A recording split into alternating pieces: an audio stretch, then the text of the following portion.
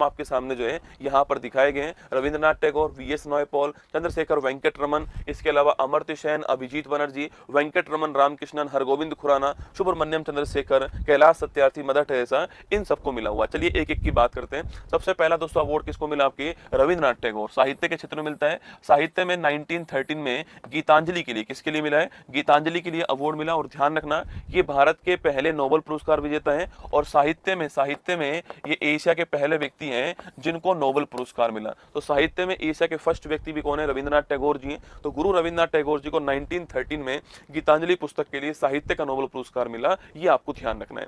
इसके बाद दोस्तों बात करूं आपसे चंद्रशेखर वेंकट रमन जी को फिजिक्स के क्षेत्र में आपके, जिनको सीवी रमन हम लोग कहते हैं, इनको फिजिक्स के अंदर नोबेल पुरस्कार मिला। और रमन प्रभाव के लिए, किसके लिए मिला? आपके रमन प्रभाव के लिए जो है, रमन प्रभाव के लिए यह दोस्तों अवार्ड मिला। और रमन प्रभाव की बात करूं आपसे तो रमन प्रभाव होता है स्कैटरिंग ऑफ लाइट, प्रकाश का प्रकीर्णन। क्या होता है? रमन प्रभाव किस सिद्धांत पे काम करता है? प्रकाश के प्रकीर्णन सिद्धांत पे काम करता है। और 1930 के अंदर जो है इनको नोबेल पुरस्कार प्राप्त हुआ था। ये फिजिक्स वाला आपको सीवी रमन जी का नाम भी ध्यान रखना है।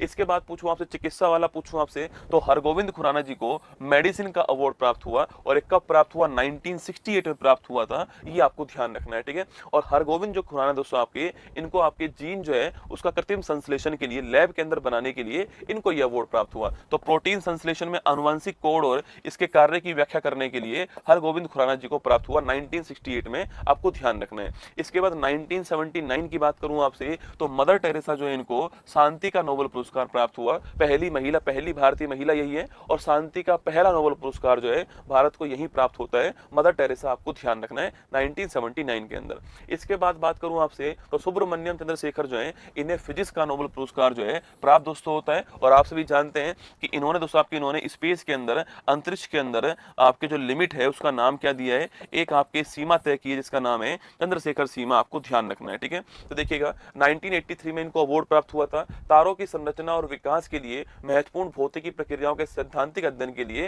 इनको जो है अवार्ड प्राप्त हुआ है। सुब्रमण्यम चंद्रशेखर का नाम ध्यान रखना है। 1983 में फिजिक्स वाला नोबेल पुरस्कार जो है प्राप्त हुआ। इसके बाद में इकोनॉमिक्स की बात करूं आपसे तो इकोनॉमिक्स में अमर्त्य सेन को आपके भारत का पहला नोबेल पुरस्कार प्राप्त हुआ इकोनॉमिक्स के अंदर 1998 के अंदर। इन्होंने कौन सा कंसेप्ट दिया था? पब्लिक वेलफेयर स्टेट जो है, लोक कल्याणकारी राज्य ना, लोक कल्याणकारी राज्य है, पब्लिक वेलफेयर जो स्टेट है, पब्लिक वेलफेयर स्टेट है, इसका कंसेप्ट देने वाले कौन थे? इसका कंसेप्ट देने वाले, उनका नाम था अमर्त्य सेन। 1999 में इनको यह अवार्ड प्राप्त हुआ, आपको ध्यान रखना है।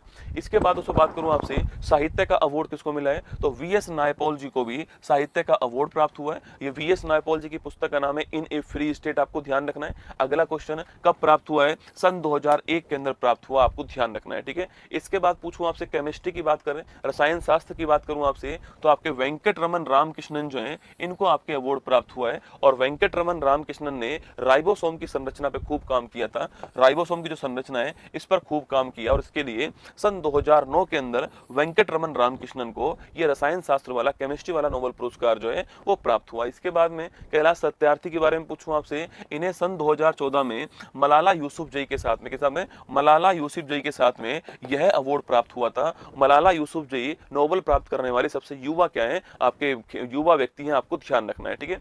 अच्छा बात करूं आपसे कैलाश सत्यार्थी को मिला है, इनका दोस्तों आपके संगठन का नाम क्या है? बचपन बचाओ आंदोलन। क्या है? बचपन बचाओ आंदोलन जो है इनके संगठन का नाम है। और 2014 के अंदर कैलाश सत्यार्थी को शांति वाला नोबेल पुरस्कार जो है वो प्राप्त हुआ। इसके बाद में लास्ट फाइनल देख लीजिए, अगर बात करूं आपसे इकोनॉमिक्स वाला किसको मिला है? अभिजीत बनर्जी को प्राप्त हुआ है। सन 2019 के अंदर जो है यह प्राप्त हुआ और इन्होंने आपकी जो गरीबी है उसको कम करने के प्रयास किए, इसके लिए इनको अवार्ड प्राप्त हुआ, ठीक है। तो गरीबी संबंधित प्रयास, गरीबी को कम करने के लिए प्रयास करने के लिए अभिजीत बनर्जी को 2019 के अंदर जो है इकोनॉमिक्स वाला नोबेल पुरस्कार जो है वो यहां पर प्राप्त हुआ, ये आपको ध्यान रखना है। और इस प्रकार हमारा नोबेल पुरस्कार 2025 भारतीय नोबेल पुरस्कार और सबसे पहली बार किसको नोबेल पुरस्कार मिला है, ये तीनों घटनाएं मैंने आपको आज यहां पर पढ़ाई है। उम्मीद है आपको अच्छा लगा होगा। अच्छा लगा है तो एक बार लाइक कर दीजिए और आइए अब चलते हैं अपनी फुल पत्ती वाली क्लास में।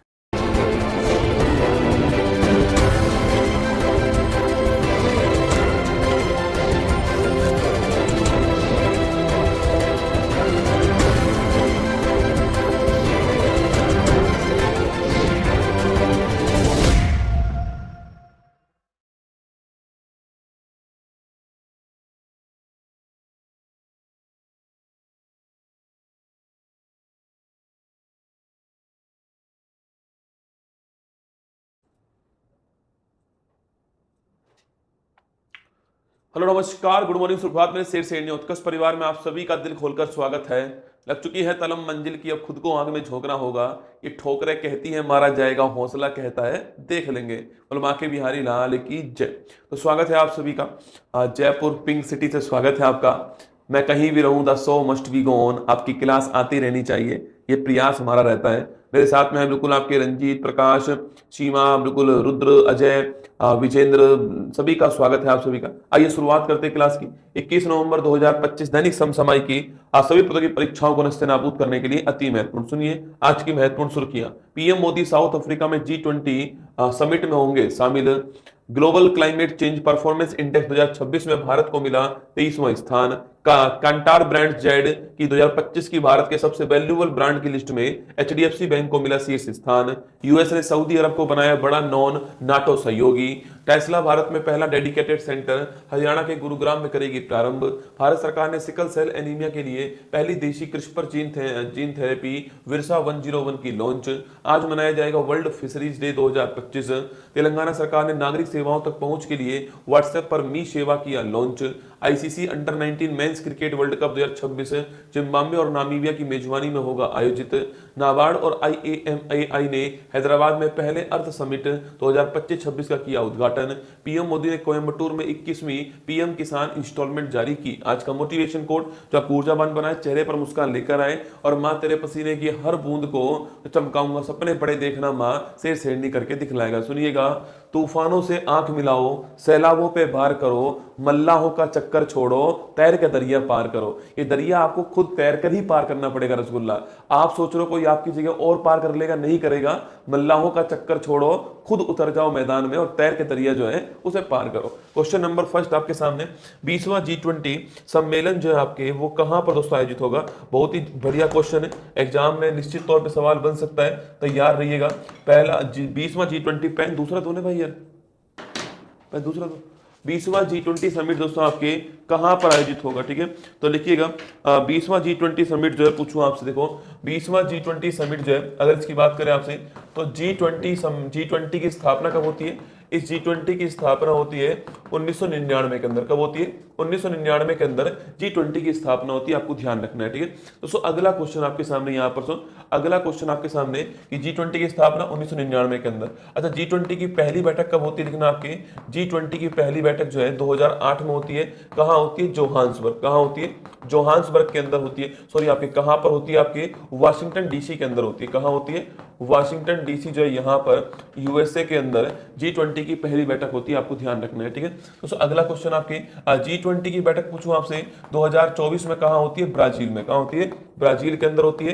कौन से क्रम की होती है? 19वें क्रम की होती है। ठीक है, अच्छा अभी 2025 पूछूं आपसे, यह कौन से क्रम की है? यह 20वें क्रम की, नोट करना। और ये कहां पर आयोजित हुई है? तो ये आपके जोहान्सबर्ग में होगी। कहां पर होगी? जोहान्सबर्ग के अंदर होगी। और जोहान्सबर्ग कहां पर है? साउथ अफ्रीका जो है यहां पर है, यह आपको ध्यान रखना है। ठीक है, तो 2025 में 20वें क्रम की कहां पर होने वाली है? जोहान्सबर्ग के अंदर होने वाली है ना।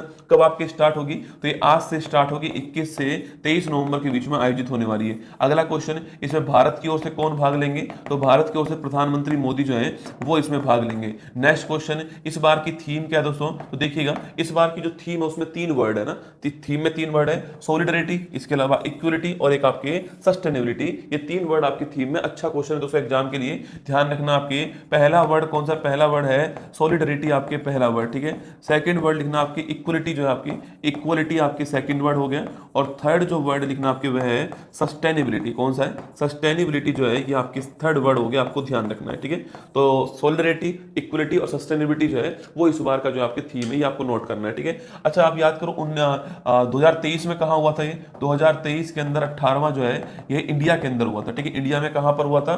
भारत मंडपम के अंदर हुआ, दिल्ली के अंदर ना। तो भारत मंडपम दिल्ली जो यहां पर हुआ था। और इसकी थीम क्या थी? वसुधैव कुटुंबकम जो थीम है इसके साथ हुआ। ठीक है, वसुधैव कुटुंबकम जो थीम है, वन अर्थ वन फैमिली जो थीम थी आपकी, इसी के साथ हुआ, आपको ध्यान रखना है। अच्छा, वर्तमान में इसमें कुल मेंबर कितने बेटा?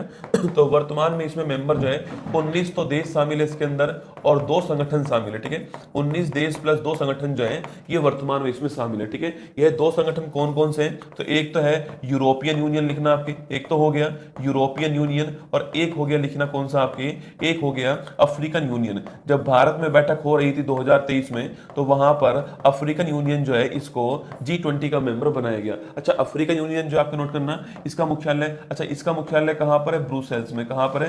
ब्रुसेल्स के अंदर है, बेल्जियम में। इसका मुख्यालय अदिश अबाबा कहां पर है? अदिश अबाबा के अंदर है। और अदिश अबाबा कहां पर आपके? ये इथोपिया की राजधानी, आपको ध्यान रखना है, ठीक है।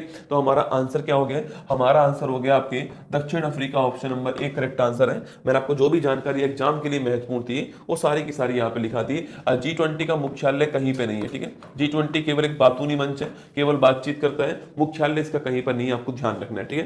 दोस्तों याद करो फटाफट से, आपके कुछ जो वर्तमान में जो सम्मेलन हुए हैं उनको फटाफट आप नोट कर दीजिएगा। देखिए पहला सम्मेलन नोट कीजिए आप, G7 पूछूं आपसे, G7 2025 में कहां पर हुआ, ठीक है। अगला क्वेश्चन आपकी SCO 2025 जो है इसका आयोजन कहां पर हुआ है, ठीक है। अगला क्वेश्चन आसियान 2025 जो है इसका जो आयोजन है ये कहां पे दोस्तों हुआ है, ठीक है। नेक्स्ट क्वेश्चन आपके ब्रिक्स 2025 जो है इसका जो आयोजन हुआ है ये कहां पर हुआ आपको बताना है, ठीक है। ब्रिक्स 2025 जो है इसका आयोजन कहां पर हुआ, कमेंट बॉक्स में आप छाप दीजिए ना। तो G7, SCO, आसियान, ब्रिक्स, इनका दोस्तों आयोजन कहां पे हुआ? देखो पहला क्वेश्चन आपकी G7 पूछो आपसे कहां पे हुआ है? कनाडा के अंदर हुआ है। कहां हुआ है? कनाडा, फ्रांस, कनाडा जो है आपके यहां पर आयोजन हुआ, ठीक है। SCO पूछो आपसे कहां हुआ है? तियानजिन।